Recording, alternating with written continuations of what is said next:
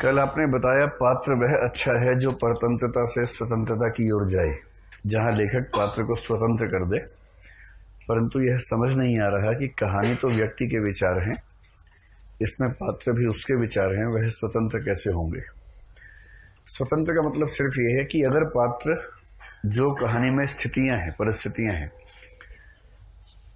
अच्छा चलिए इसको यूं समझें कि आप सब स्वतंत्र तो हैं ही, किसी खास परिस्थिति में आप क्या फैसला करेंगे ये पूरी तरह से रैंडम है, या जो आपको ठीक से जानते हैं पहले से अनुमान कर सकते हैं आपके बारे में।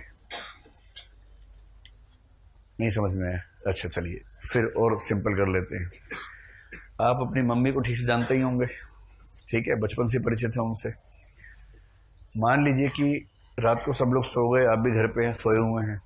रात को 3 बजे आपको भूख लग गई बहुत जोर से, पेट में दर्द होने लगा और आपका मन कर रहा है कि मम्मी को उठा दूं कि मम्मी भूख लग रही है, और आपने मम्मी को उठाया। तो क्या आप पहले से अनुमान कर सकते हैं कि अगर आप उठाएंगे तो वो कैसे रिएक्ट करेंगी? यह अनुमान नहीं है आपको? एकदम है या नहीं है? है ना अनुमान। वो भी स्वतंत्र व्यक्ति हैं, लेकिन उस स्वतंत्र व्यक्ति के व्यक्तित्व को आप जानते हैं, और चूंकि उनके व्यक्तित्व को जानते हैं इसलिए आप अनुमान कर सकते हैं कि एक विशेष परिस्थिति में उसका रिएक्शन क्या होगा। ठीक ऐसे ही कहानी में चरित्र का एक व्यक्तित्व है, वह व्यक्तित्व किसी खास परिस्थिति में कैसे रिएक्ट करेगा ये कोई भी व्यक्ति कॉमन सेंस से अनुमान कर सकता है। अगर कहानी के चरित्र वैसे ही रिएक्ट कर रहे हैं तो स्वतंत्र हैं, और यदि स्वाभाविक रूप से कैसे रिएक्ट करते उसकी बजाय लेखक के नजरिए के हिसाब से रिएक्ट करने को बाध्य हो रहे हैं तो परतंत्र चरित्र है। इसलिए अच्छा लेखक एक समय के बाद चरित्र को अपने आप से आजाद कर देता है कि अब अपने हिसाब से आगे बढ़ो, मैं कठपुतली की तरह नचाऊंगा नहीं तुम्हें, जो परिस्थिति में बनेगा वही करेंगे। लिखेगा लेखक ही, लेकिन लेखक भी लिखते समय अपनी सीमाओं का पालन करेगा, ध्यान रखेगा। ये बात समय के साथ समझ में आएगी, अभी आप नए हैं तो इसलिए आपको ज्यादा परेशानी होगी। आपने कल कोटेशन के तौर पर लिखने के लिए डायरी बनाने को कहा। लिखा है कहाँ। आपने कहा, जैसे उसने कहा था, उसमें चंद्र बिंदु आना चाहिए, फिर क्या होगा? उसने कहा था, वह कहाँ था।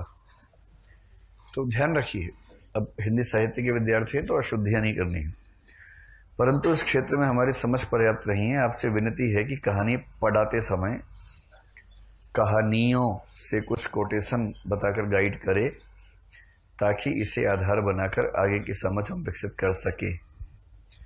डायरी ले ली आप लोगों ने? खरीद ली है? पहले पेज पे ओम और ओम भगवती नमः, जय बाबा भैरव या जय बाबा मरघट वाले की, वो सब लिख लिया है जो शुरू में लिखते हैं लोग, वो सब कर लिया। और उसमें अपना सुंदर सुंदर नाम लिखा होगा, नीचे IAS लिख लिया होगा, है ना? नहीं लिखा हो सब? चलिए वो सब लिख के तैयार रहिए, उसकी जरूरत अब आजकल में पढ़नी शुरू हो जाएगी। चाहे तो उसमें शुरू में हिंदी कहानी नाम से हेडिंग बना लीजिए। अभी तक आपके नोट्स में 3 उदाहरण हमने पढ़े हैं सिर्फ। एक तो वो मेंढक और बैल वाला है, वो नोट कर लीजिए। फिर बाबू गुलाब राय का है जो, वही तो है, हाँ। एक था गणपति चंद्रगुप्त वाला, बैलगाड़ी और हवाई जहाज वाला। प्रेमचंद वाला बहुत बड़ा है ना, तो उसको छोटा करके, अपने शब्दों में छोटा करके वैसे लिख लीजिए, है ना? बेशक एक ही वाक्य लिख लीजिए, बस यही करना और क्या करना है इसमें। और बाद में जब आपको ऐसा लगे कि उदाहरण ज्यादा है तो उनमें से कुछ काट दीजिएगा, तो आपके हाथ में ही है। और उस डायरी को रोज सुबह एक बार हल्का सा पढ़ लीजिए, धीरे धीरे अपने आप याद हो जाएगा।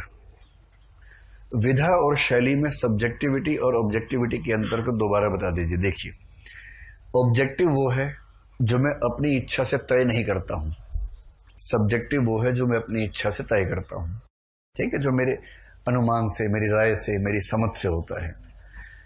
तो भारत की राजधानी क्या है, ये मेरे लिए एक ऑब्जेक्टिव बात है, ये मेरी इच्छा से तय नहीं होगा।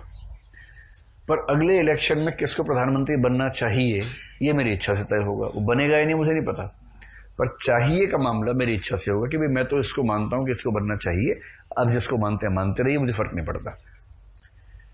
ठीक वैसे ही मैं कौन सी शैली में लिखूं, ये मेरी चॉइस है। एक ही व्यक्ति एक से ज़्यादा शैलियों में लिख सकता है अगर उसकी क्षमता अच्छी हो तो, पर मैं कौन सी विधा में लिखूं, ये हमेशा मेरी चॉइस नहीं है। एक खास किस्म की मन स्थिति में एक खास किस्म की विधा ही लिखी जाएगी। जैसे मैंने आपसे कहा, उपन्यास वही लिखेगा जिसके अंदर ठहराव की मन स्थिति होगी, जो लंबे समय तक एक विषय वस्तु पर लिख सकता है। और जिसको तुरंत लिखना है वो गीत लिखेगा या छोटी सी कहानी लिखेगा, लघु कथा लिखेगा। जो इमोशन से भरा है वो डायरी लिखेगा या गीत लिखेगा। जो चिंतन से भरा है वो निबंध लिखेगा या समीक्षा लिखेगा। इसलिए आपका माइंड आपको ये छूट नहीं देता कि आप कौन सी विधा चुने। विधा तो अपने आप तय हो जाती है। इसलिए विधा ऑब्जेक्टिव है, मैं तय नहीं कर रहा, तय हो रहा है। लेकिन शैली